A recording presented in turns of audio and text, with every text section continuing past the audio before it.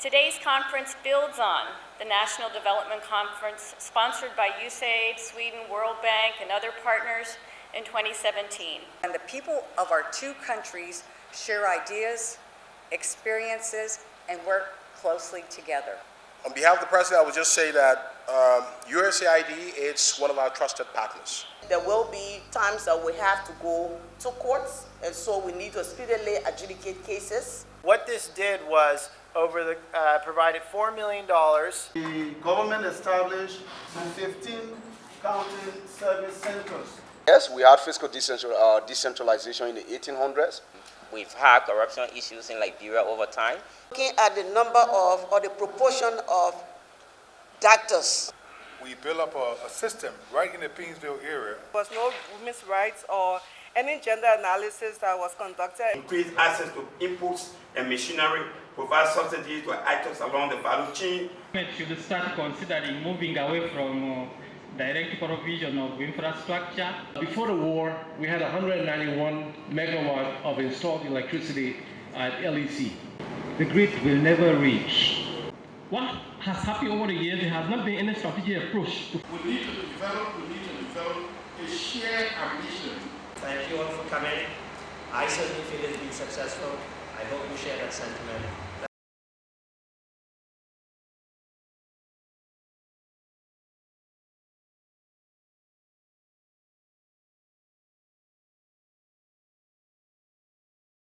On June 27 and 28, 2019, hundreds of Liberians, including senior officials of the government and ordinary citizens, gathered at the Monrovia City Hall for the second Liberia Development Conference, organized and hosted by USAID Liberia in collaboration with the University of Liberia.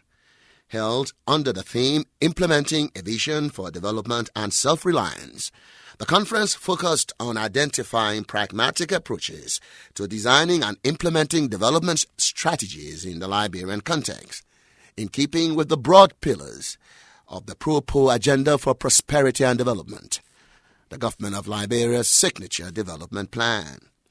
The United States Ambassador to Liberia, Christine Elder, gave opening remarks.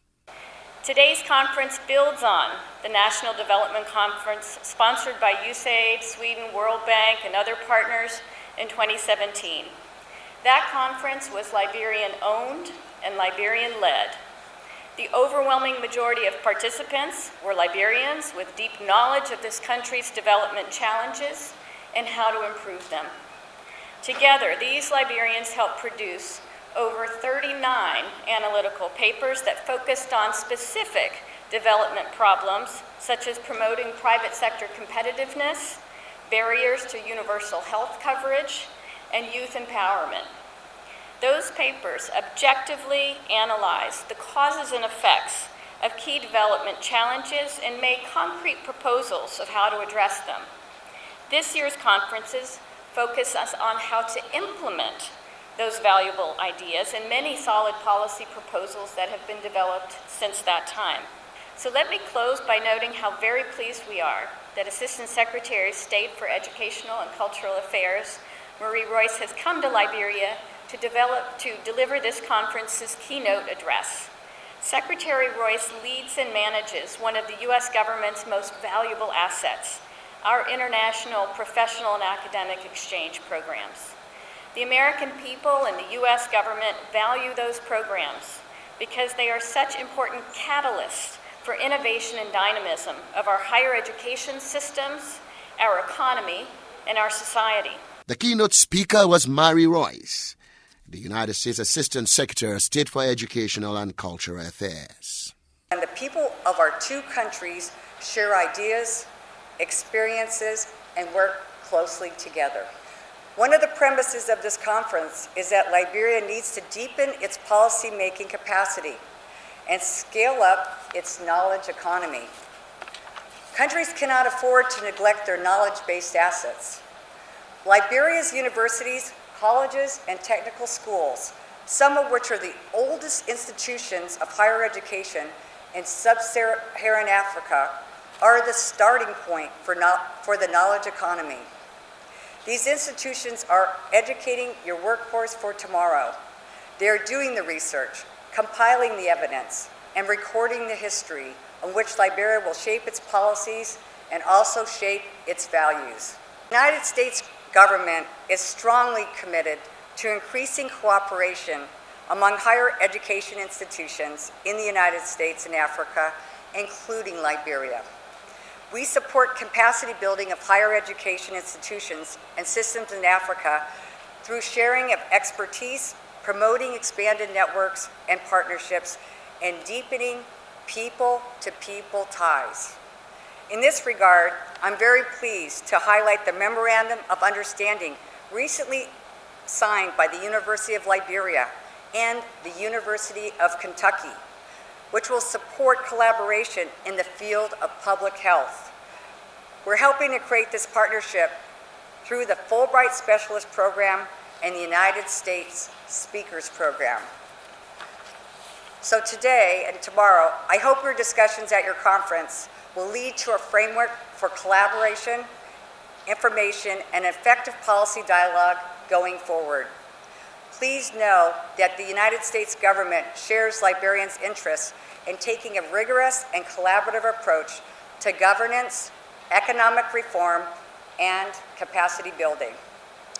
I look very forward to meeting representatives like Liberia's knowledge economy during my visit here and to finding ways to increase the academic and professional connections between Liberia and the United States. Thank you very much. The Minister of Finance and Development Planning, Samuel Tway, made remarks on behalf of the President and the government of Liberia. On behalf of the President, I would just say that USAID is one of our trusted partners. The United States Aid for International Development has a range of programs in health, in education, in agriculture, in governance, in many broad areas. And we continue to work in ways to ensure that our partnership improves the transformation of our country. We believe we are undertaking a journey to self-reliance together, because self-reliance is the only path that we have. We are quite aware of tremendous international support we've always received, but we need to get on the journey that we are reliant on ourselves in education and agriculture. And so USAID's vision of self-reliance, working with Liberia, is welcome. And we look forward to incorporating all of that into our agenda. Minister Tway then turned to some of the policy initiatives the government of Liberia will seek to pursue and implement over the next several years, including a land reform policy. In the area, for example, of land administration, thanks to support from USAID again and other partners, we now have a new land law. Land has been a challenge in this country. We look at companies like Sami Darby have had serious issues with land in the past, and we hope that we're able to administer the new land law in a way that resolves these constraints, open up the space for agriculture investment. And so we look forward to seeing if we can get more perspective on.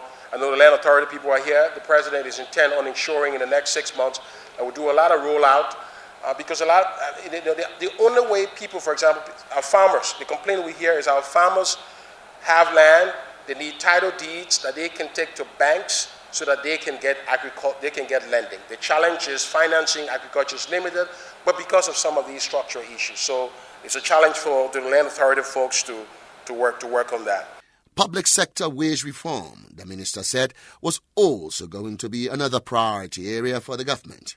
We've been living with an untenable wage situation for some time, but under the direction of the President and the National Legislature, we've been able to work very hard over the last 2 months to ensure that we have a fairer, more equitable wage structure, and the new budget cuts wage by around $33 million through an harmonization program. This is a massive adjustment that's going to be tough for a lot of people. It's a plea of the President and the government that we all have to be understanding during these difficult times as we do these adjustments. But the adjustments are painful so that they are gainful in the end. Because in the end, all of the analysis show that the path to recovery over the next several years will be robust once we do these adjustments. Fighting corruption, Minister Tway added, was yet another focus area for the government of Liberia. Governance, the President is committing to ramp up the fight against corruption, to ensure norms of governance are protected and respected. We're going to work to establish a fast code on corruption. We're working to give more powers to the Liberia Anti-Corruption Commission. All of those are part of what we're working with the International Monetary Fund through a new program to ensure that we get some relief from the fund. The relief is really going to help the country in its foreign exchange crisis, because we have a foreign exchange crisis where significant US dollar has left the economy, but importers still demand US dollar to bring in goods and to go to the parallel market. So the government is going to be rolling out new measures to do all of that. So we're bracing ourselves for quite some difficult time, but some interesting possibilities for turnaround. Minister Twe added that creating an enabling environment for private sector investment is important if the government is to succeed in its effort to revitalize the economy. Looking to work with development partners on not just the adjustment, but also on the whole business climate, the whole investment aspect of this. It has to be about new investment. It has to be about reducing the cost of doing business in Liberia. The cost of doing business, while taxes are lowest in Liberia, unfortunately, the cost of business in Liberia is also high. For example, in a meeting called by the ambassador of France with different shipping lines, we learned that it takes 4 days to clear a ship in Liberia. It takes 9 hours to do the same thing in Conakry. And one of the reasons for that is to say we don't even have a ship-to-shore crane. So prices are jacketing up because of some of that. So I think they're charging around $850 because of that absence. We're looking to address that and other hidden costs. So the point I'm making is that all of the high prices, not because of inflation or exchange instability, it's because there are other things happening in the economy for which people are moving. We're working through the Ministry of Commerce and the Economic Management team to really address these things. So all in all, tough economic times, but promising. We really look to our partners who have generously provided support to this government, to this country, and promise to do so. In this budget year, we have budget support of around $60 million from our development partners. We promise and commit, and I hope I make the commitment on behalf of the President to meet all of the structural benchmarks that we are enshrining in the program with the IMF, so that we have the confidence, continued confidence of our international partner. We don't risk their budget support, and that we continue to do more to attract revenue, attract new investment. And at the end of the day, I think this country will rise again, will shine the true color of Liberia. Thank you very much. With the keynote speech and opening remarks over, the conference broke up into various panels that centered on 3 broad themes: implementation in a challenging macroeconomic context, institutional reform for policy and implementation, and micro-level sectoral challenges. Each of the themes featured various panels. Let's begin with policy implementation in a challenging macroeconomic context and its panel on resource mobilization and development financing. Dekonti King-Saki, the Deputy Commissioner of the Liberia Revenue Authority, led that panel's discussion of tax policy reforms and administrative efficiencies in tax collections. The goal being to look at various ways in which the government can increase domestic revenues. Commissioner Saki started off by focusing on what can be done to enhance enforcement proceedings against delinquent taxpayers. We also look at other specific policy intervention for the domestic resource or mobilization. We have, of course, as part of our enforcement, there will be times that we have to go to courts, and so we need to speedily adjudicate cases. We also need to redesign our enforcement and penalty regime, and we need to leverage options for example, garnishment. So if someone is indebted to the Revenue Authority and there's been all of the persuasive methods of getting them to come to the table and make settlement, and it's a challenge, then we need to look at more legal enforcement to enable us to collect the revenue. Ms. Saki said the LRA, the Liberia Revenue Authority, is looking at what can be done to make actors in the informal sector of the economy more tax compliant. We also need to look at taxing informality. We have a lot of people who are doing business in Liberia, but those persons are what we say under the tax radar. And some of the challenges that they have is, again, accessing this finance that was just spoken of from our earlier speaker. And to get some of those businesses into the more formal sector, there has to be a full strategy to get them to access more financing. But as they get those financing, then they become more easier to tax, and that will help us to expand the base. If this strategy works, she said, it could generate huge increases in tax revenues. If the government and the partners jointly work together in investing into this strategy, the strategy has the potential above and beyond what we are already collecting as revenue over the next 5 years, using what we call the optimistic scenario. If all of the policy interventions are followed, we're saying that we have the potential of generating about $1 billion more US dollar into the economy above what we are currently with our revenue. And that will put us on average of about 307 million annually. But that's the most optimistic, and all of the intervention required may not be a teen. And so being very, very conservative, we're saying at least if we implement this strategy, we should be able to generate an additional 100 million on average annually, in addition to the revenue or base that we have right now.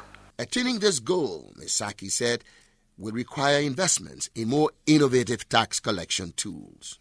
So, for example, we talk about having more innovative tax administration tools. We're looking at expanding our current electronic filing to having a more integrated system.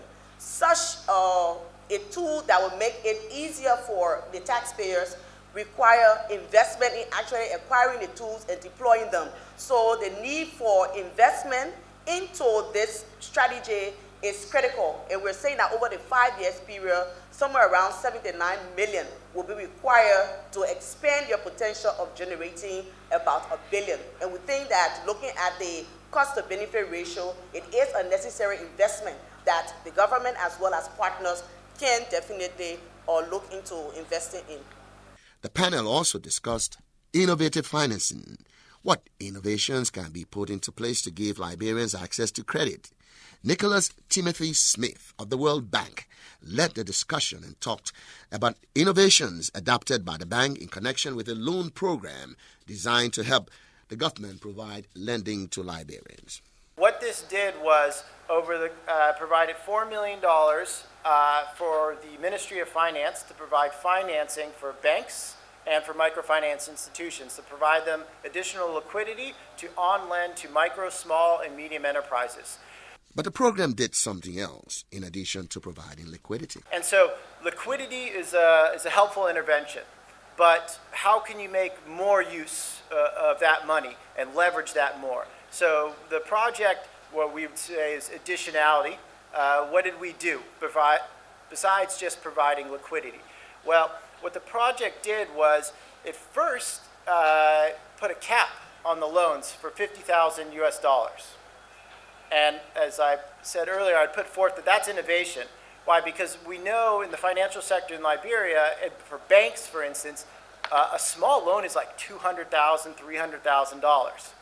So, and with the current microfinance regulations, microfinance institutions are capped at $7,000 US.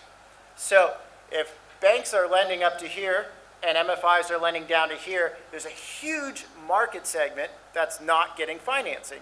And you're not going to have economic stimulation and business growth without access to capital. Capping the loans at $50,000 allowed banks to reach this huge segment that was not getting financing. What the project did is it capped the loans at $50,000, and what it resulted in was helping to bring the banks to lend downstream and to develop products to cater to the small and medium enterprise segment.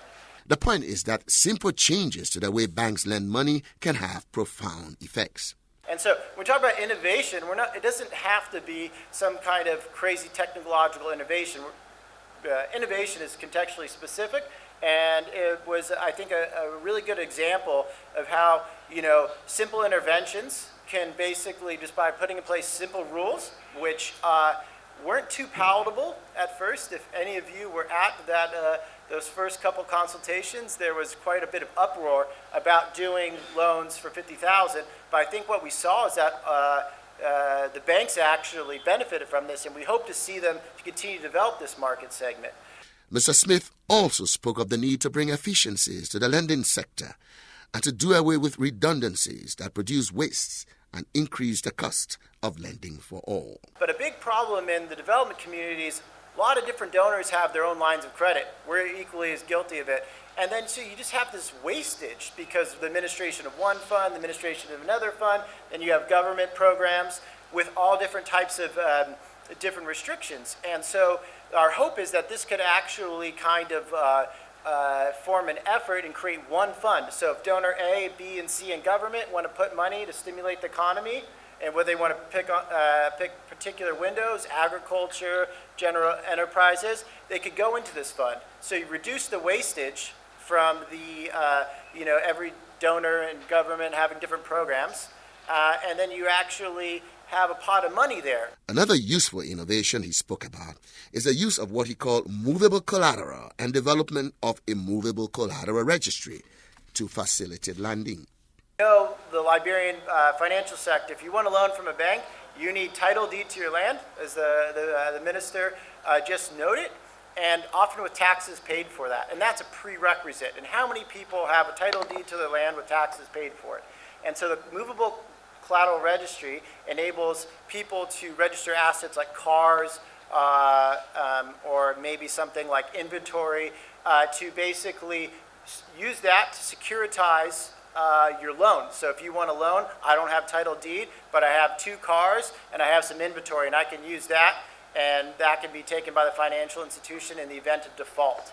So again, it may seem like to some of us that's a pretty straightforward intervention, but for Liberia, that's innovation, right? That's something that's different from the status quo. So what are we trying to achieve? Are we trying to achieve these pie-in-the-sky ideas? Are we trying to develop concrete solutions that are, not too expensive to actually help advance, access to finance and financial inclusion in the country? Right now, you cannot receive a loan on your phone. So if you've been to Ghana, you've been to Kenya, you can receive a $5, $10 loan for a market person to basically buy inventory, go buy more fish, and then repay that in 1 or 2 days later, right? Some people do not need a $100 or $200 microfinance loan, right? They just need small loans to help them with the sort of their inventory. And so actually what's interesting is you can do that now. And there's demand from it from the financial institutions, from entrepreneurs. But for some reason, there's not digital credit right now. So we're working with the central bank to basically convene a roundtable, which is one of the reasons I have to leave very shortly. And this is something we'd like to help advance. But the challenge is there's some needed amendments. Under the current regulatory framework, if you were just allowed digital credit right now, you couldn't do it on a USSD feature phone, which means that the people who really need this, who don't have smartphones, wouldn't have access to it. So we're trying to work with the central bank to make those regulatory amendments. And we're also working with them to ensure that microfinance institutions can also participate in that space. Let's now join the discussion of the Institutional Framework for Policy Implementation theme. The first panel under that theme discussed top-down versus bottom-up approaches to implementation. The Deputy Minister for Research and Development Planning at the Ministry of Internal Affairs, Olai Collins, kicked off that panel's discussion with a look at fiscal decentralization and the decentralization of implementation responsibilities. He said one of the most concrete steps the government has taken towards some form of administrative decentralization was the establishment of county service centers, where people can get basic services like obtaining birth and marriage licenses, land deeds, and even paying business and real estate taxes without having to travel to Monrovia as they previously had to do. The government established 15 county service centers across the country. In 2018, the county centers generated $1.2 million, something around that amount. They were designed to be a one-stop shop for service delivery at the county level. While the centers have generally been a success, Deputy Minister Collins said there is a key problem with the way the centers were set up that still poses delays for county residents seeking basic services. Let me mention here that the form of deconcentration that we have is more administrative than sector devolution. This means that because of policies that are in place, at the county level, we begin the processes for service delivery. But those processes have to be concluded in Monrovia. So for example, if I needed a marriage certificate, a traditional marriage certificate, I will begin the process in Grand Bassa, but to get the final authority and signature to that document, it has to come to Monrovia for the minister proper to sign. What that situation presents is a huge delay in providing services to our people at the county level. Because the aim of this deconcentration is to make sure that people at the county can get the services readily and on time. But if we still have to bring documentation to Monrovia to get signatures, then we still are lagging behind. Deputy Minister Collins also spoke about the constitutional problem that now makes it impossible to pursue full-fledged political decentralization. I'll talk a little bit about political decentralization. So the National Decentralization Policy presents a framework for elections of local government officials. But the Liberian Constitution does not allow for that. So when you look at the current Local Government Act, the election of county officials is omitted. With respect to fiscal decentralization, Deputy Minister Collins said there was much work to be done, and he used the county service centers to drive home the importance of some form of fiscal devolution. We're hoping that in the not too distant future there will be some amendments in the Constitution to allow local officials like superintendents, mayors, and others to be elected to enhance accountability and transparency. So right now, when you look through the LGA, you will see that the aspect of electing local officials is omitted. Nonetheless, Deputy Minister Collins said the country had made some gains on the fiscal decentralization front. Again, on fiscal decentralization, the legal framework mandates the LRA, you heard a lot from the LRA this morning, to collect all revenues on behalf of the government. One of the things we experience in using the county service center as an example, at the county level, all the monies come to Monrovia, even monies for the operation of the county service centers. They collect the money and the money is sent to Monrovia and nothing is left there. And then when they have issues or need stationaries or want to do other things, we have to now ask the government to make funding available. We're hoping that when the revenue sharing formula that has been recently launched, when it is in place, that there will be some monies at the county level for the implementation of projects and other activities. The minister then looked at next steps that need to be taken to ensure the full implementation of the Local Government Act. Right now, what have we achieved? Under the decentralization program in Liberia, we have established 4 county treasuries. The aim was to establish 8 by the end of the 5-year period of the LD. But due to challenges and other issues, we have only 4. Hopefully, when we craft the next 5-year program, we'll be able to have county treasuries in all 15 counties. Another achievement under fiscal decentralization is the completion and launch of the revenue sharing formula.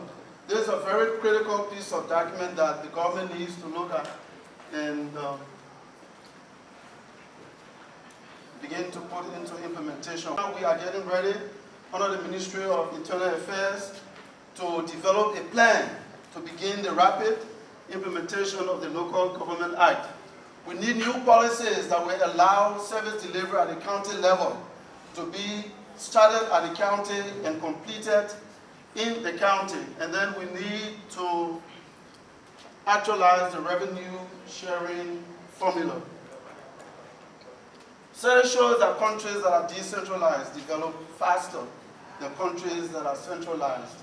If we must take Liberia to the next level, all of us, including our political leaders, must work hard to make sure that we achieve the provisions of the Local Government Act, which is now a law. Thank you very much.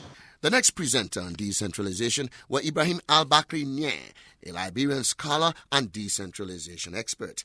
He started off by providing some background about the origins of fiscal decentralization. This is actually a concept that became very prominent and a debatable intellectual theme in the United States, mainly in the 1950s, when there was an incidence of market failure, and so scholars started to find way out of market failure, and they thought the way out was to empower local governments to deliver most of the services and to create what they call polycentrism, polycentric governance arrangement, where you have more governments with more powers, that you have what is commonly referred to as subsidiarity principle, where the lowest authority must be able to implement the most immediate issues to the communities.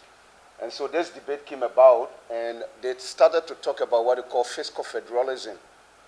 So the general concept is just about allowing local governments to take responsibilities of tax collection, financial expenditure, and budgeting and service delivery. And so that's how fiscal decentralization came about. Nye said it will come as a surprise to many that Liberia had fiscal decentralization many, many years ago. Yes, we had fiscal decentralization in the 1800s, and most of you will recall this was a commonwealth before becoming a republic. And when it was a commonwealth, the three counties had the leverage because they were, before becoming a commonwealth and a republic, they were independent sovereignties by themselves. And so they had some administrative structures in Grand-Bassa, in Maryland, in Sino, and in the colony of Liberia here in Montserrat. And so they were allowed to collect taxes, they were allowed to implement their own budgets. And even when we moved to the status of a republic in 1847, they were also allowed to continue to do that. And the leverage they had at the time that the central government could not assume full control was because of the infrastructure and communication challenges. But moving forward to the 1904 mainly, when President Barclay launched his plan of interior administration with the intention to claim more territories and stave off the British and French imperial powers, he decided to centralize, at the same time deploying district commissioners, some of whom at some point were American military officers. So we actually have... Nye said today we are far from a decentralized state. In 2014, there was a study done by Anwar Shah and Ivania from the World Bank, and this study was about assessing the state of decentralization in the world. And this actually is an important issue for the World Bank and development organizations. They want to know how far countries are going to devolve services, so they put it under the theme, how close is your government to you? And this is the data for Liberia. The government is actually very far from the citizens in Liberia at the time, and it is still very so substantially. He said the Local Government Act of 2018 provides a unique opportunity to put in place some measures to devolve some powers away from Monrovia to local governments. The objective of this act is to ensure democratic participation in and out of control of decision-making by the citizenry. And intentionally, we want Liberia to have fiscal, administrative, and political decentralization to the extent that allow the local governments in the counties, the cities, to collect revenue and deliver services on their own.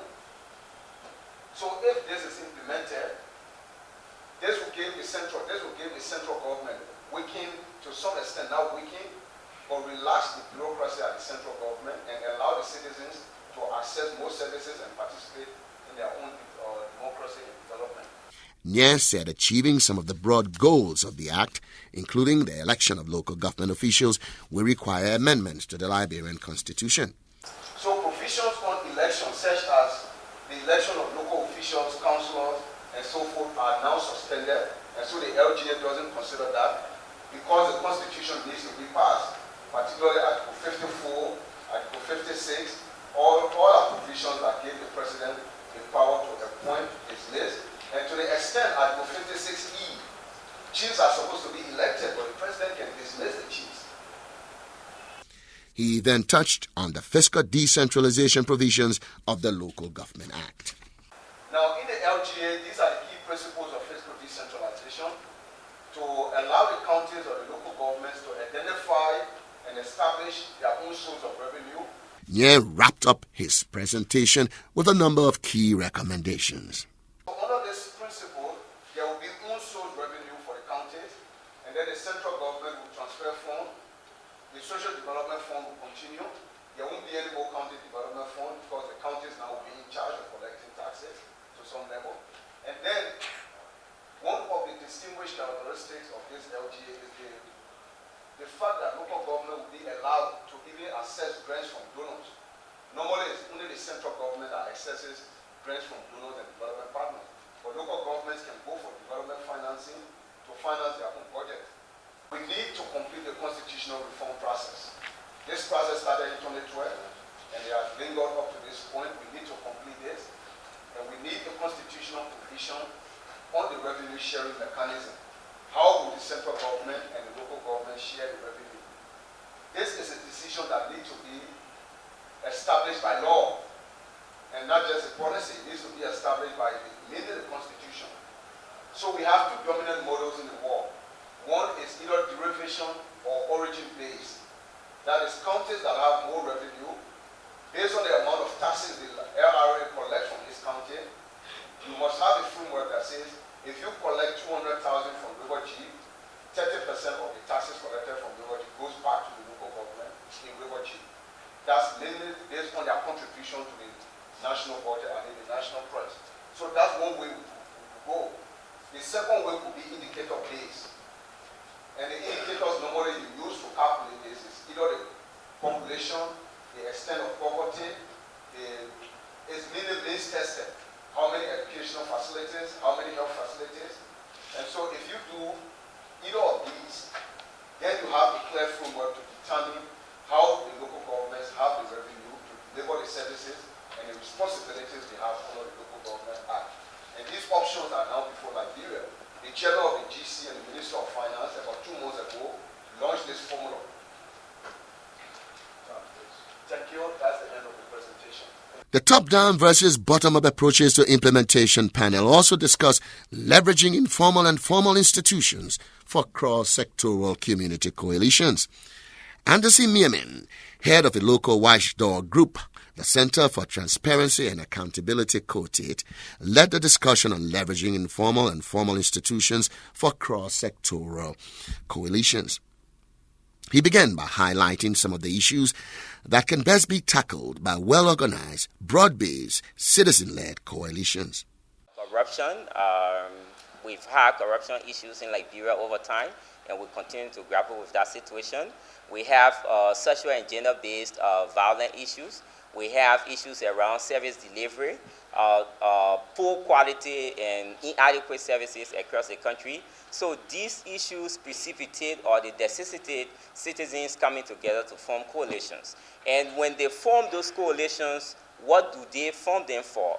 The overarching thing is to pursue a common objective. So it could be to work around education issue in the counties where areas where you do not have adequate healthcare delivery system or facilities. They can come together to mobilize resources to do that. And in terms of how they go about this, what are some of the key principles in my mind that I think they need to respect or they need to honor as they come together to work? One would be unity. There has to be unity within the group. There has to be group accountability. There has to be integrity. There has to be a commitment on the part of these the different actors coming together to form the coalition. And then obviously there has to be resources. They will need resources to operate, financial resource, human resource, and even physical resource. Those things are needed. And they could be internal or external resources. So the group of individuals and institutions or networks coming together have to make some commitment in terms of contributing their time and resources to get the group running. But they may also need external resources, engaging with government, engaging with civil society, engaging with the private sector, engaging with the government so that they implement their dreams. And moving forward also, what are some of the things that they could do? So one of the things they could do, especially looking at the global and local frameworks we have the SDGs that got 17 goals with different targets. Education, SDG 4 is very key. But then also we have the Pro agenda that is our national development plan, or what we hope to achieve within the next 5 years. So those are documents that they can align their activities towards. So one thing they can do is advocacy. In instances where in communities there are issues, they can come together, consolidate efforts, resources, so that they advocate for reform. They demand their rights. In the case of sexual and gender-based violence, for example, in the case of corruption in the education sector, in the case of corruption in the health sector, they can do that. But importantly also, they can mobilize themselves to take on self-help initiatives, meaning taking on interventions, for example, to address food security issues. They could have a communal fund, they could construct schools, they could contribute towards running of schools within their communities, hospitals, a lot of different things they can do. So the point is, coalitions, communities coming together to work is not just about looking up to government to say, what can government do for us? So while it's true that they can advocate, they can demand rights and demand all of the things they need, but they also need to help themselves, because we're talking about implementing a vision for prosperity and self-reliance. So if that has to be achieved, communities or citizens have to come together to organize their thoughts, to consolidate their efforts and engage with processes, meaningful ventures that help to improve their livelihoods. That way, they take ownership of their destiny. That's the central idea here. How do they become self-reliant? The way to do it is to take on initiatives at the local level or within their communities, first of all, but then also demanding those things that are required by government to do for them. So challenges will also be there. What could be some of the challenges they may encounter? There may be the whole issue of resource constraints. So they got several things to do.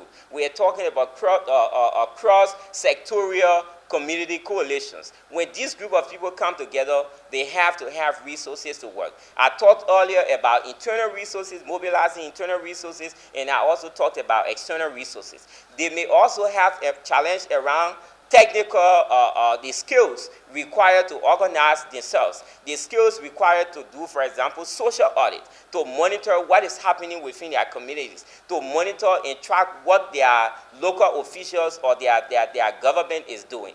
That skill set has to be available. So if it is not available within the group, it means they have to look out there for it. So it's also a challenge that they could have. There may also be challenge around commitment. So they have to be committed to the process. Courage would be one of the things that they will have to have. Then recommendations moving forward. In the midst of all of the different challenges we have, the need for communities to organize themselves into coalitions, to engage with government, to undertake initiatives that help to improve their livelihoods in the wake of the declining economy we have right now, where prices of basic commodities have doubled, where unemployment is as one of its highest peak in Liberia. Things have to change. And for things to change, it won't be just about looking up to government. It will be about demanding those things from government, but also making efforts at your own level so that you improve your livelihood. Self-reliant here, again, the central point. So my concluding statement will be, our message will be, we cannot achieve the vision of prosperity and self-reliance in Liberia if citizens do not organize themselves into cross-sectorial coalitions or to mobilize resources to engage. And they have to engage with government, sustained, coordinated efforts.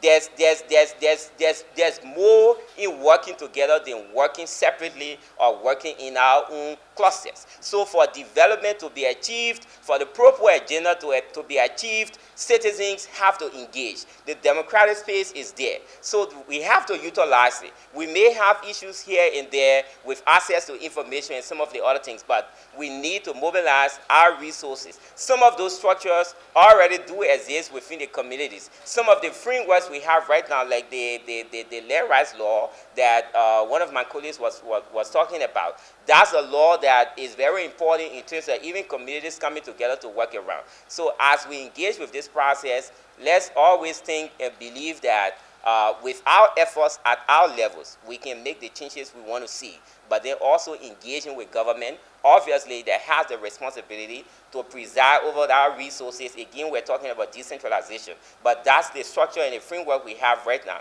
We are hoping that we can give more leverage to counties, to communities, so that they make decisions around how their communities and their different institutions are governed, and move away from the centralized regime that has not really worked for us over time. Thank you very much.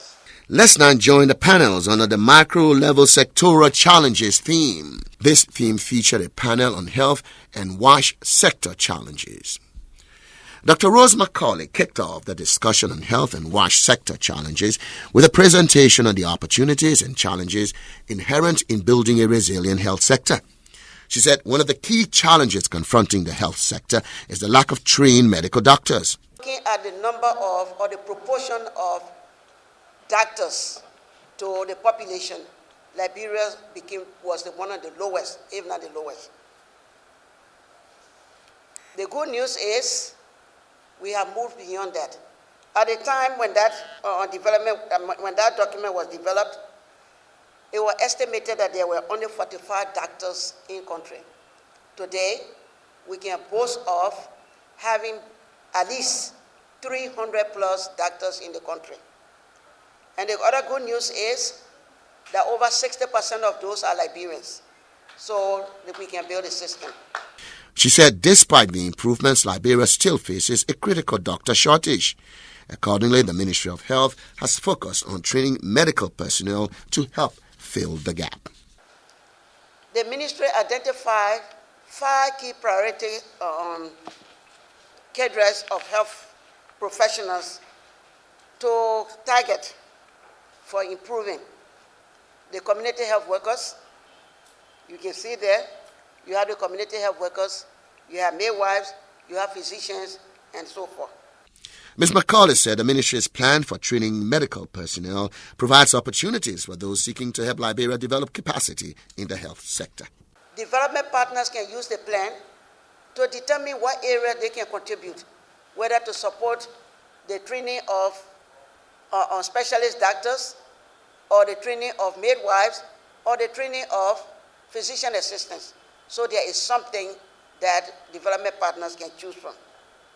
The University of Liberia, through the College of Health Sciences, is today using this platform or this plan to engage with training institutions so that they can improve their curricula to be able to meet up or to be compared with other institutions around the world.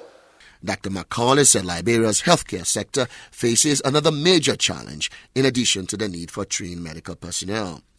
The other challenge in the health sector is the underfunding of the health sector. In 2011, again, the Minister of Health and Social Welfare developed a health financing policy. And at that time, it was estimated that 51% of health care costs was borne by the individual. out-of-pocket health funding.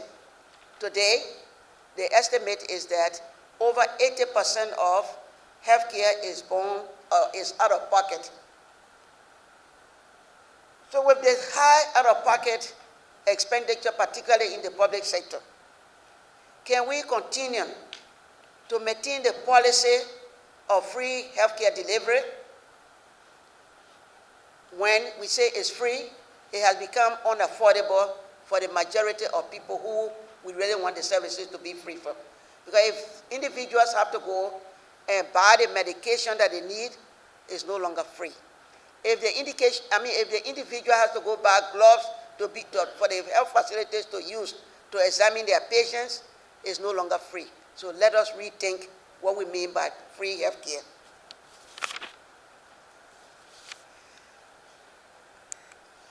The Ministry of Health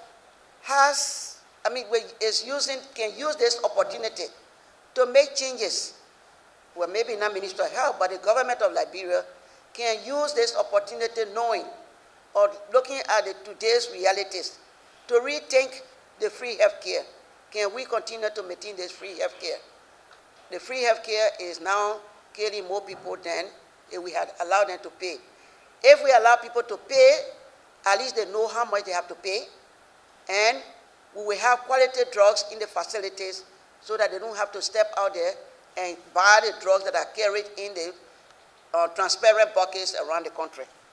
She therefore concluded by recommending a nationwide implementation of a revolving drug funds policy and a fee-for-service program that Liberia had experimented with in a couple of counties before the Civil War. We all know that in this country we have tried two schemes that worked very well. Although they were in limited portion of the country, 2 out of 9 counties at a time, but we did institute the drug revolving fund and the fee for service. When an individual enters the facility, they saw on the wall that if to see a doctor, you will pay 100 Liberian dollars, and you have to pay no more. And that $100 was accounted for. Today, because of the free health care, we still have to pay the $100, but it is not accounted for. It goes into an individual's pocket. So we are not helping the public by continuing to institute the free health care. And my suggestion today is, let us go back. We have good lessons learned. We have implemented this system. We know that the drug revolving fund works. It puts quality drugs in the facilities at affordable rate. The fee-for-service works. It makes resources available for the facilities to do little maintenance of the equipment that they have and also of the facility. Christy Sherman, a former official at the Liberia Water and Sewer Corporation, led the discussion on WASH. He said significant growth in the population of Monrovia means that the city and its environs can no longer depend on the White Plains water plant, which was built in the 1960s to serve a population of 250,000 in Monrovia that now stands at 1.5 million. Accordingly, he said the government must look for ways to reduce the city's reliance on the White Plains plant as its sole source of water. We look at an area like Plainsville, we have a huge aquifer, aquifer is like a well that we can tap into. So instead of you tapping off the line, water coming to Monrovia where the people in Plainsville need water, we build up a system right in the Plainsville area, and it supplies the whole of Plainsville and probably parts of EAW. Then that way, the people in Plainsville feel emboldened. They know that there's their water coming from there. They manage the process, and then with the LS, what they call it, the local steering committees, you have someone that will monitor the availability of water. You make sure that the water is coming, is clean, and is meet the standards of the WHO or the World Health Organization. So my encouragement to whoever is here right now, the donors or our partners, is to look at opportunities, not just renovating the White Plains or trying to increase the water being transmitted to Monrovia, but also look at areas. And we've also, before leaving, I know we started a process where two cities. We have one in the Barnesville area where they're going to have their own water supply, the mini system, and one in the Soul Cleaner area as well. They're going to have their own water supply as well. And the benefit of this is, so if no water is coming from White Plains, that area has its own water supply going on. And as well as you also have, it's going to reduce the cost. So can you imagine, instead of you spending all that money on fuel, pumping water from White Plains to Monrovia, you just have a concentrated area in the Soul Cleaner area where you're pumping water up to your reservoir, using chemical to treat it, but it's going to be a lot cheaper. So that's the discussion I'm having around, instead of us just looking at White Plains and expanding the line or changing the treasury lines, which would be like from the main line to the second to the home, we need to consider where we look at areas that have, a great water supply. We talk about groundwater and use those areas to build mini systems and where we can improve the water supplies to those areas. So we're looking at Painesville, you can look at ELWA, Gardnersville area. Those areas are areas where, if you take them off the main line, most likely we have water supply coming to Monrovia directly, because the Monrovia water supply, especially central Monrovia, has been a challenge. Even now, after renovating the facility in White Plains, we spent close to $30 million. We still haven't gotten water into central Monrovia. And some of the challenges have been because we have so many people feeding off those lines coming into Monrovia. So whenever we did tests trying to come to Monrovia, we had to shut off those valves that ran into Old Road, valves running into Sinkhole, just to make sure we got some pressure in the lines. So the opportunity would be going forward is to look in the area that we live in and try to make sure that we can use the reservoir there to build up a mini system. So, and that brings me to the next conversation where we need to start making sure we secure these, the underground water supply. We have a lot of systems, a lot of processes where we build sanitation or septic tanks in the ground. So that's something we need to, in the next 10, 20 years, we really need to start considering that, once we do that, it's going to have a negative impact on the water supply, on the underground water supply. So that's something the government needs to look at going forward. The macro-level sectoral challenges theme also featured a panel on infrastructure challenges, and of course roads were a key topic of discussion. Dr. Frederick Were Higeni kicked off the discussion on roads. He began his presentation by noting a very obvious fact. Liberia's existing road network is far below what the country needs to achieve its development goals. And currently we have a network of about 11,000 in Liberia. That's not enough. We need, you'll be surprised, we need about 15,000 kilometers for this country to achieve social and economic growth. So, what's the way forward? The way forward is that government should start considering moving away from direct provision of infrastructure to concentrating on how it is managed. Bring in the PPP structure, and also you should start thinking seriously of a road authority. I know there has been a national roads fund, which is good to look after the maintenance of roads, but we should also start thinking of a creation of a roads authority. But more importantly, as I said, government is seen in the counties, so you should think of decentralizing the secondary and feeder roads to the counties so that the counties can manage that. He said one way to increase the road network in the country, particularly paved roads, is to use what he calls alternative seals that cost a fraction of what traditional asphalt roads cost. But under the USAID program, we have been able to pilot out some alternative road surfacing seals, and the indication shows that you can, I have the figures there, you can do a single water seal for 120 or 130,000 USD per kilometer. as compared to costs that are as high as 800,000 to 1 million for doing one road. So in 1 million, you can do about 4 kilometers. He added that there is a poor maintenance culture in Liberia that leaves the meager network Liberia has in a rather bad state. We don't see any routine maintenance going on. Under the USAID funded program, we have been able to pilot routine maintenance of roads using the community-based organizations, and this has worked. And the figures we are looking at is between 800 and 1,000 USD per kilometer per annum. He said Liberia also needs to develop a local road construction and maintenance capability. We need to strengthen the national construction industry. As of now, it is weakly regulated.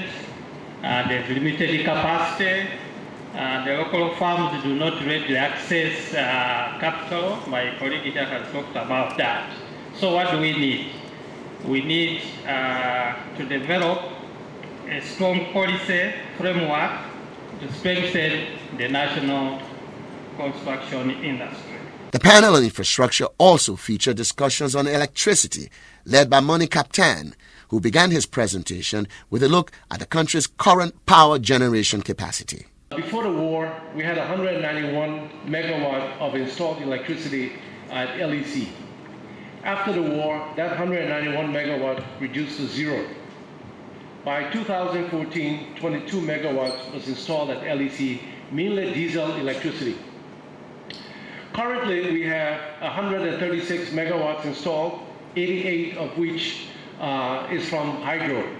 And being that the hydro is from a source that is a run-of-the-river plant, only 15% of that is available during the dry season. So what do we have planned? We have planned about 27 megawatts out of a regional transmission line called the CLSG. So if you add that 27 megawatts to the 136, we have approximately 163 megawatts of electricity installed. Projections up to 2030 is that we'll need about 280 megawatts. That will leave us with a gap of about 117 installed capacity megawatts. But of course, it's more than that because in the dry season, we only get 15% of what Mount Coffee produces. So you're looking more at 177 megawatts gap. Captain then laid out the challenges confronting the electricity sector and its ability to generate enough power to meet demand. Our principal challenges, generation. I just mentioned that we do have a gap. We have 117, actually more in terms of the electricity gap up to 2030. That has to be provided for. If we don't fill that gap, we'll do load shedding. That's the only way we'll be able to survive in terms of meeting electricity needs. The second challenge is transmission and distribution. We're very limited, as most of you know. The grid is basically in Monrovia, and even within Monrovia, we have major transmission and distribution gaps. So we need to do some work in terms of developing our T&D, not only in Monrovia, but throughout the country. Electricity tariff is another major challenge. Affordability. 1 kilowatt hour is 35 cents. And on top of the 35 cents, we add 10% GST, sales tax. The average in Africa is 14 cents per kilowatt hour. So you can see we're about 150% higher than the Africa average. We have a long way to go to make electricity affordable in Liberia. Customer ease of access is another major challenge. Most customers complain that they cannot get access, legal connections. A lot of that is due to the lack of LEC capacity in terms of their logistics capacity, connection materials, manpower. As a result, those who get electricity, get connections, normally have to go through informal channels, and that opens the door for corruption. So you have lack of connections, you have corruption affecting customer access. We need to do something about that. The next challenge is power theft. 62% commercial losses Liberia incurs, LEC incurs right now. If you put a monetary value to that, that's about $4.26 million a month. So imagine if we can reduce that power theft rate that savings can go towards reducing the tariff and giving Liberia a more affordable tariff rate. So we definitely have to do something about power theft. The government presently has a bill before the legislature, and the intent of that bill is to reclassify power theft towards away from a misdemeanor to a second-degree felony. We're hoping that that will have an impact in reducing that. The last challenge is LEC's capacity. As you all know, LEC was dormant for quite some time. Currently, we have a foreign company managing LEC trying to build its capacity. So without an effective public utility that has the management skills to provide the services LEC, we really would have challenges. So that company right now is carrying out what we call a tandem management program, where they're training 18 Liberia managers to be positioned to take over LEC's management in the near future. Captain also looked at opportunities for sustained growth and improvement in the electricity sector. So, what are the growth and sustainability opportunities we have? Well, we need to fill the generation gap. Gus talked about the new electricity law. That new electricity law has taken away the monopoly rights from LEC, which means that private investment can enter the market, can enter the sector. So instead of LEC trying to find money to fill this gap of procuring additional generation infrastructure, private companies can come in, make that investment, sell the power to LEC, and LEC will then resell the power to the public. So that reduces the burden for CapEx on the part of LEC. So private-public partnerships, such as independent power producers, would be one of the key avenues for filling the generation gap. Secondly, we're definitely going to need donor partnerships in expanding national access. That means your grid, your national grid needs to be expanded, has to go beyond the current boundaries. And that's quite challenging. Getting private investors to do that is very difficult, and I think that's where we need very strong donor partnerships in terms of transmission and distribution. We also need to shift generation source to more renewable energy. We need to be thinking about the future. We cannot stick with thermal. Thermal is too expensive. We need to go towards electricity sources that are more affordable, that are renewable. So solar, hydro should be the mix that we should be moving towards. Competition through regulatory regime. This is the MD of the regulatory regime. Hopefully it will create the kind of conducive environment that will promote investment, promote competition, and that way we get more value for our money. So we hope that that can happen. Of course, we want to see an increase in economic activity, because when you increase economic activity, the capital is there to pay for the services. So investors are not investing into a market that doesn't pay for the services, that it becomes an attractive investment proposal. Lastly, we also have the opportunity for access to regional markets. I mentioned the CLSG, the regional transmission line. That's going to be important. If we get to the stage where we have excess electricity, Liberia will be able to sell electricity on the CLSG line. That means whatever excess we have, we can sell it to Sierra Leone, we can sell it to Guinea. Currently, we are going to be buying from Cote d'Ivoire because they have excess. So I think there's a lot of opportunities for growth, sustainability in the sector, and I guess with the right partnerships between the government, donors, the private sector, we should be able to build the sector. Thank you very much. Mansresu Zeni, who runs a solar outfit in Liberia called LIB Solar, talked about the country's solar energy potential and the challenges inherent in developing a solar industry in Liberia. The grid will never reach all the rural communities. So there has to be a solution for these rural communities, how they can get energy. One solution could be the solar energy. LIB Solar since last year has installed 100 nanogrids all over Liberia and reaching to close to 4,000 households. Each household pays $8 against this system. LIB Solar does not sell energy. We try to empower the rural communities that after a time of 3 years maximum, they take over the ownership of these nanogrids.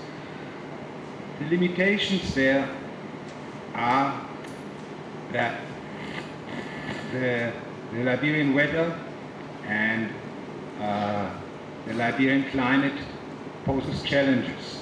One of the challenges we have faced is lightning. We have lost several systems even though they had protecting on it. Another challenge is power theft. Not all the people are honest. Another challenge is we thought initially, for instance, that we could supply 24-hour current.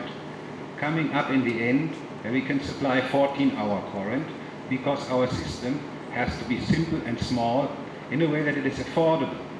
Because people in the rural areas do not have big money that they can afford a real big system or so. Maybe some of them can. So we offer a solution. In the beginning, the people get like a Tier 1 electricity. They have 3 lights in their house. They can charge phones. They can play a radio. If they want to, we can extend the system to like a Tier 2 situation that could have a fridge, a ventilator, a television. But in this case, it becomes an individual system and is more costly. The nice thing about this LIB solar project is part of the components, we assemble them here in Liberia, meaning the supports and the cage for the solar system, the junction boxes are all made in Liberia. We bring in the components like solar panels, batteries, and electric lights. Now there is already a challenge. The tariffs for the batteries have gone down, for the solar panels, yes, but we bring in 12-volt lights in large quantities and they become very costly. Now we have a problem. In these 3 years we have to maintain a warranty for the user. So if the light spoils within these 3 years, the LIB solar company has to replace it. This is, if the tariff would be lower on the components, there could be easier way to access for solar energy for the end user.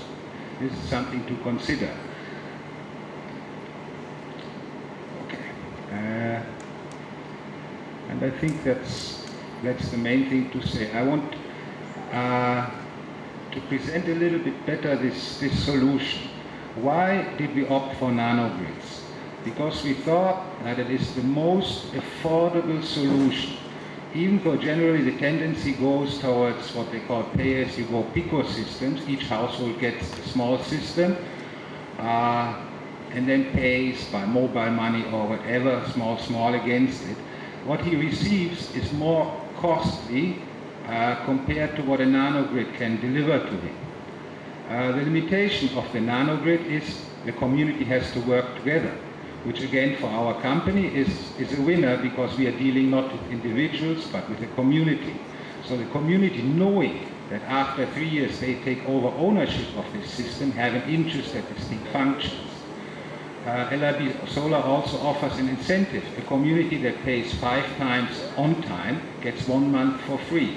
So they pay earlier for the system because for us, naturally, it is important that we get our investment back. Important in this is a privately financed project. So there is an investment that really has to work. We are condemned to success. It is not that we have a donor where we can go and say, oh, sorry, we only distributed 3 lights, even though on the plan we said 1,000. No. We are answerable to people, we have to deliver results.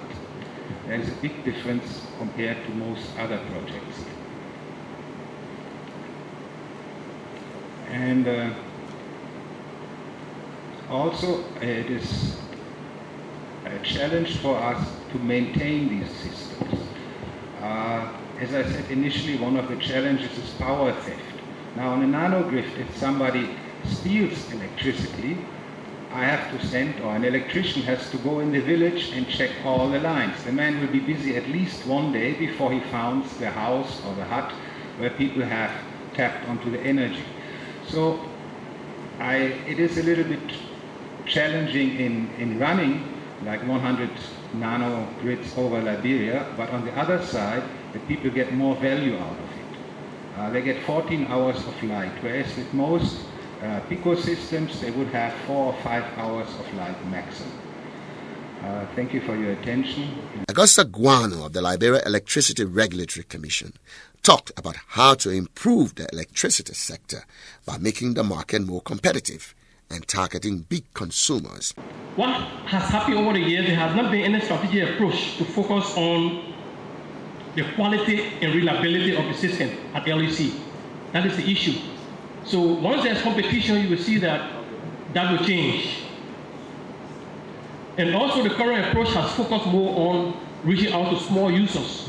And if we want the utility to be profitable, which is a very big business, very cost-intensive, capital-intensive business, we need to focus on big industries and companies that will be able to generate, that need electricity to actually as an input for production and also an input for economic activities, like the cement factory, the hotels, the breweries, all these big companies, the mining companies. And we are lacking this at this time because we cannot supply all of them as a country. Guanu also stressed the need to look to the private sector as sources of investment in the electricity sector. We tap into the private sector. Most of the money we are looking for, even though we have do-not financing in the power sector, but there are a lot of money there in the private market that we can tap into. But how can we attract private investment in the sector? And we have to be very fast in looking at governance of the sector governance, the power sector, because we've had management contracts for the first time. We'll have a second one now. Are we looking for third one? No. We need to also look at the issue of governance. And also the issue of low economic value. Most people think that power is just for entertainment and everything, but you can be involved in the productive activities, productive uses, into income generation, into activities that will create more jobs. Guanu wrapped up his presentation by looking at how Liberia can overcome the challenges facing the electricity sector. Can we overcome these challenges? There's a need for integrated resource planning. What do we mean? We have to have a mix of different inputs to make sure that we can sustain our generation capacity, because electricity is a very capital intensive, and we also have to make sure that we pull together all the different resources to make sure that we have a balanced generation. Increase our firm capacity. As I said earlier, how do we increase that? By getting involved in more generation, like for instance, we are bringing the cross-border with Transco CLSG, and they have to also help to increase our generation capacity. As I told you, prior to the war, LEC is currently at 66% of its pre-war capacity. And how do we even reach 191 megawatt to even go beyond with the current demand? So it means we have to also undertake critical infrastructure investments, that is more transmission and distribution. It's good that we have different projects, like the three-corridor project, the CLSG, and the cross-border. But there's a need for us to actually interconnect these different things. Like for instance, USAID support to LEC is bringing power from Ganta all the way to Banga, and to Phoebe, Cottington, and SKT. And then we have to attract private investment as well. And the most important part is the issue of a credible regulatory system. If we don't have the credible regulatory system in place with all the different parameters, we will not have private sector coming in to invest. And finally, we have to commercialize the sector. The electricity sector has to be commercialized. It is not a welfare-driven initiative or donor-driven. It should be donor-driven, but it should be profitable so that we can be able to generate more money and invest more in the system. That's the way to go. Thank you. The theme on macro-level sectoral challenges also featured a panel on addressing special challenges, vulnerable populations, and food security. Ms. Caroline Brown Bora was the panel's key person on the issue of social protection and food security for vulnerable populations. She said the Liberia Feminist Forum, which she co-founded, and other women's rights organizations in Liberia, did a gender and feminist analysis of the 4 pillars of the Pro-Po Agenda for Prosperity and Development, the national development strategy of the Liberian government. Her presentation centered on the results of that analysis. Realized there were a number of limitations. So one of the first limitations was that there was no women's rights or any gender analysis that was conducted. It was merely from an economic perspective. Secondly, development inequality is not as same as gender inequality, and this they did not take into account. the problem analysis that was presented within the proposed development agenda did not have a theory of change. So there's a problem analysis without a theory of change. And then also a context was presented, right? But across the pillars, we also realized that there were inconsistencies in the data that was presented, so that it did not align to all the sectors or all the pillars. Other issues that we want to flag is in terms of the intersectional issues and the potential missed opportunities. Overall, there are challenges to intersectional opportunities that are related to the 4 pillars and the different target groups that live in poverty, women and girls, young people, but the framework or the policy document did not do a sectoral analysis separately without establishing and highlighting the intersection for all these different categories of persons. So one of the recommendations that we put forward is that it's important to do a coherent and connected in-depth analysis to show the status of women, girls, and other people who are excluded and targeted groups, so that in terms of the pillar, so the pillar is on power to people, so how do that reflect within what the pillar is presenting? And to do this, we recommended that there be a full gender analysis that focuses on power and structural causes of violence against women in terms of the economic, social, and political perspectives. There is a budget provided, there is a budget that is estimated at $6 billion USD, and it will be important for us to understand how this total funding is allocated across the sector, or how much is for youth, how much is for women, across that sector. This will be one of the recommendations we put forward. I also like to highlight here the increase in cases of sexual and gender-based violence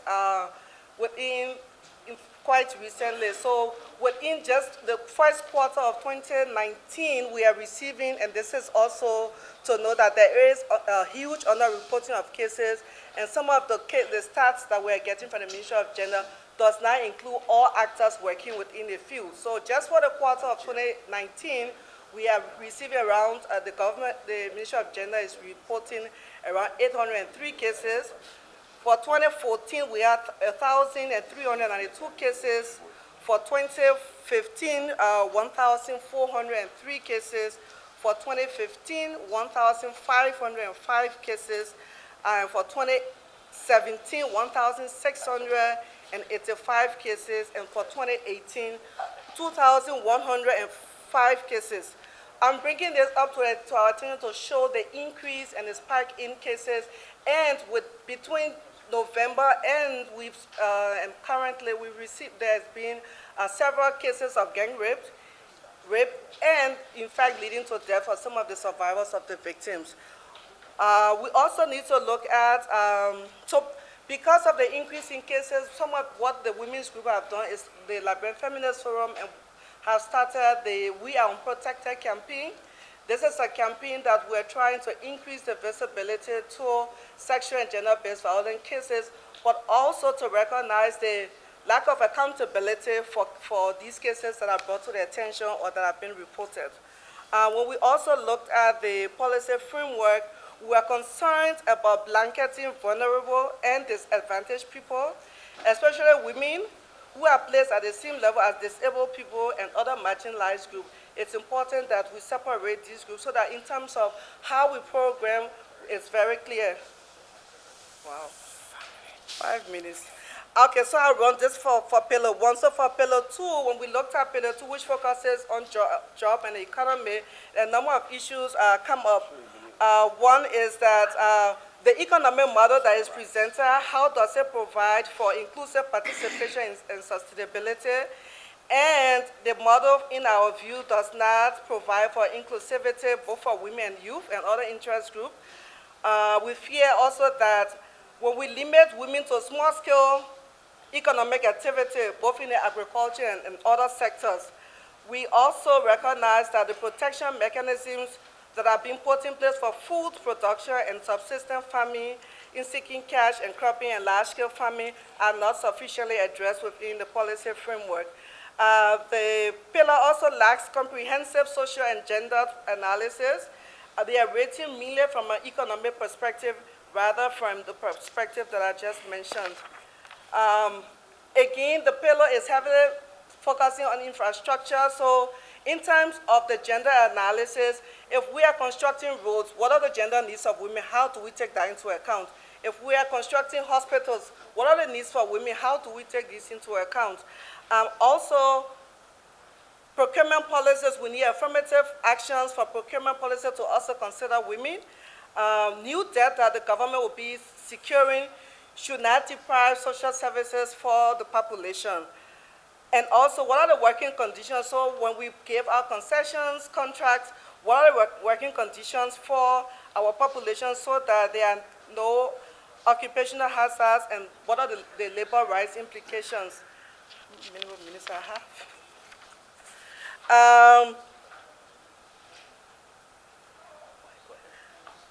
So for concessions, when we award concessions, how are we awarding it to include women and other communities? This afternoon there was a discussion about the community land rights. Also, how does they interplay within such discussion? And also, it's important to consider the role of women, especially rural women, as farmers, as producers, and as processors, and as caretakers. We also feel that there's a need to create access to credit and technology to increase the level of productivity for these target beneficiaries. We realize that the government extension programs that are provided by the Ministry of Agriculture should also take into consideration the needs of women, and they should, so that it does not exacerbate the disparities between men and women. And then also about sustainability, what is the impact of climate change, disasters? You mentioned the Ebola crisis, for example. What lessons do we learn from that in terms of also for food production, food security, and climate change? How does it affect the investment that we want to make? And then lastly, some more points.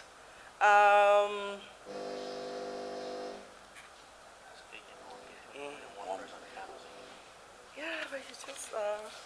So also we want to talk about development agricultural policies that favor climate resilient and sustainable agriculture instead of just focusing on private and concession-based. What are the high inputs and large agro business models? This morning there was a mention around this discussion. So when you come to the last pillar is on Pillar 4. So Pillar 4 talks about access to justice for women. What we also realized from that pillar was that there was not sufficient analysis done around women, peace and security, and access to land, and to expand this to include, for example, law and policy reforms, which will be aimed at protecting and advancing women's and girls' rights. We also picked up also that issue around mental health for different categories of people is not also, the policy document is not informed by such issue, and then also what is the dealing with reparations, dealing with the past is not sufficiently dealt with, because this has a propensity to regress so that we go back into civil crisis. So it's important for the policy framework that is talking about power to the people that wants to build sustainable structures. How do we deal with the war issues? And also, how do we expand the services of security sector? Because one of the biggest challenge we have is around the access to justice. So you do have a number of reporting of cases, you do have women coming forward to tell their stories, but there is impunity, and some of the reasons are many. There are structural weaknesses, for example, police are challenged with logistics, the courts does not function, the courts are not decentralized, so you have one circuit court in a particular region, and certain cases are to be held in a particular court. So all of these create challenges for, in terms of accessing justice for women who come forth. So some of the recommendations that we also put forward are around what are the commitments from the government in terms of gender-responsive budgeting, the review of the gender parity bill, also the constitutional reform, because there are areas that are concerning women, and we think that it's important to bring this chapter to close. And then also a commitment from the government to review the whole privatization policy, what are the issues for education, because in that way we can address a number of issues for vulnerable people. Mohammed Kamara, a rice farmer, aggregator, and processor, led the panel's discussion on improving the business climate. He focused his presentation on the rice sector and what the government and the private sector can do together to improve the business climate for the rice sector. As he suggests the following activities to develop the rice subsector: increase access to inputs and machinery, provide subsidies to items along the value chain, recruit active agriculture experts and agronomists in the rice subsector, introduce government rice subsidies for supporting producers, cooperatives, and major rice processors, increasing access to finance, and establish contact between rice processors and main public institutions. Provision of the appropriate mini and medium mechanized equipment and input to farmers, including appropriate training through PPP arrangement. Subsidized from government and international partners to effectively carry out extensive production and processing of raw material to end user or consumer. They will increase sustainability, economic viability for both urban and rural communities. Train agriculture technicians and agronomists from government and aid partners. Scholarship schemes should be infused into the rice subsector. Government has allocated $8 million to subsidize the importation of the rice. This amount should be allocated annually to major rice processors and producing institutions such as cooperative companies and associations to reduce the importation of rice. Establish access to finance through short and long-term loan to adequately support the sector for sustainability. Afriland Bank is leading short and medium-term loan in this regard, despite the criteria on collateral. Rice processors should be contracted by government to supply ministries and agencies, the army, prison, government hospital, and the police on a monthly basis. Encouraging lowland farming. You see, when you look at our economic practices in terms of productivities, we cannot be able to continue on the upland. Look at the deforestations, all right? And then we have a lot of lowland in our own country. So what we are saying is that 3 times instead of 1 time, because in my own deliberation from the concept in my preview, you will see to it that 1 time or harvest is not good for our country right now if we want to make sure that we become sustainable in our own food production. So we are saying that lowland should be encouraged farming because we have 3 times productions. Okay, now to tell you the kind of activity that we do in our own communities, we're training people to use the appropriate insecticides and how to carry on their farming activities. There is an improved technology that you can see the kind of demonstration we always apply. We train people to make sure that we are on task. Yes, okay, there is a newly constructed rice processing facilities, which of course we are expecting that we'll be having one of the biggest rice integrated rice machine through the support of USAID and every ladder. You see, as I told you, we introduce mechanizations on our own left, but you can see the kind of practical thing that we're doing. And you look at it, because that's what we're using on the upland, and we're trying to see how we can try to involve in irrigation system to make sure that we get 2 or 3 times harvest per year. Then you can see the lowland, you see the kind of economic practices. I think you can see both men and women have been trained to carry on the kind of tax and the kind of expectation we deserve and try to feed our country. There were several other panels under the various themes that discussed a range of interesting topics and put forward sound policy recommendations. For example, under the Institutional Framework for Policy Implementation theme, there was a panel that discussed the role of faith-based initiative in fostering development.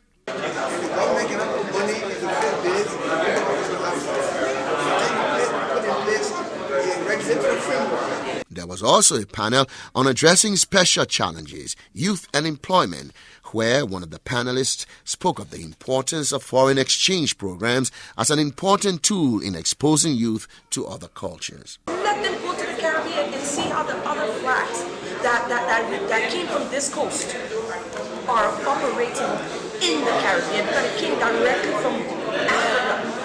And we need to do that inter-exchange and then flow it into Europe and America. The policy implementation in a challenging macroeconomic context theme also featured its panel on special economic zones and direct foreign investment.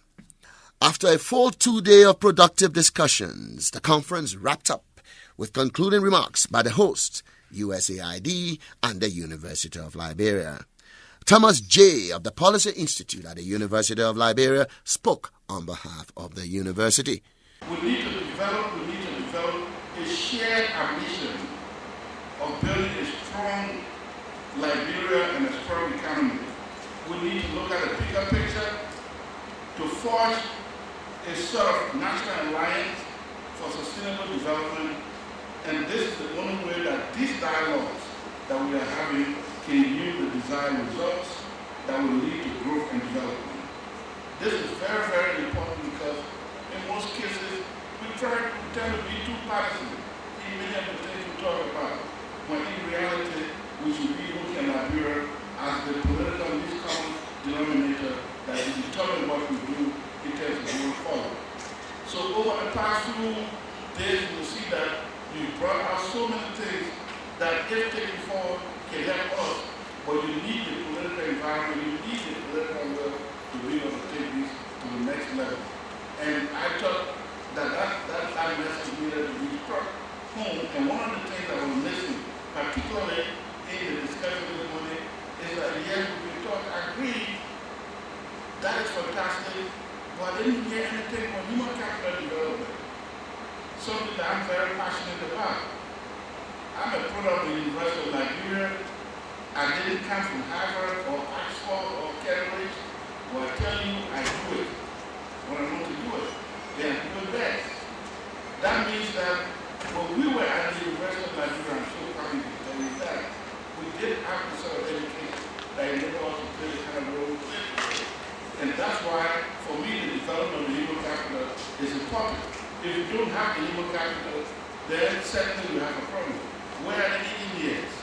Where are the medical doctors, etc., etc.? All of that is important because without that, this country is not going to go anywhere, particularly in the age of the knowledge-based economy. I'm not saying that we're going to follow the footsteps in Singapore, Taiwan, etc., etc., but even where we want to agree to other things, we still need the role of the human capital in this country. Plantation is fantastic. Our experience with plantation is such that, and this is my final point, our experience with plantation in this country is that plantation is based on unskilled labor. Is that the way forward? Do we still want to recycle? There are people in Firestone, 4 generations down the line, who've been tappers all throughout their lives, and it hasn't improved. Secondly, we need employment in those sectors, but at the same time, we need sectors that will make Liberians to be skilled in whatever they are doing. Dr. Anthony S. Chen, Mission Director of USA Liberia, closed with a big thank you to all the organizers of the conference and everyone. Thank you all for coming. I certainly feel it's been successful. I hope you share that sentiment. Thank you all very much.